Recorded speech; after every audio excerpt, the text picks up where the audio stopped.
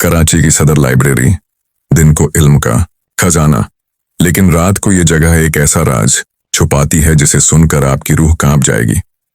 कराची के दिल में वाक़े सदर की पुरानी लाइब्रेरी, जो अंग्रेज दौर में बनी थी। दिन को यहाँ तलबा आते हैं, किताबों की खुशबू और खामोशी छाई रहती है, मगर रात को जब दरवाजे बंद होते हैं तो ये लाइब्रेरी एक बिल्कुल मुख्तलिफ चेहरा दिखाती है। कुछ साल पहले एक चौकीदार को यहाँ रात की ड्यूटी पर लगाया गया। पहली रात सब कुछ ठीक रहा, मगर आधी रात के करीब उसे ऊपर वाले हाल से किताबों के गिरने की आवाजें आने लगीं। वो गया तो देखा कि अलमारियों में रखी दर्जनों किताबें फर्श पर बिखरी पड़ी थीं, हालांकि वहां कोई नहीं था। अगली रात उसने एक साए को देखा जो लाइब्रेरी के बड़े हाल में आहिस्ता आहिस्ता चल रहा था।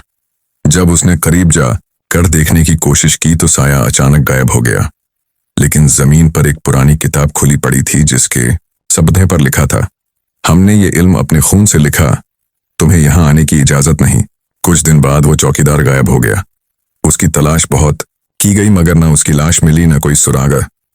लाइब्रेरी की इंतजामिया ने उस वाक़े को छुपाने की कोशिश की, लेकिन आज भी रात को गुजरने वाले लोग कहते हैं कि लाइब्रेरी की खिड़कियों से पीली रोशनी झलकती है और अंदर से किसी के कदमों की आवाज आती है।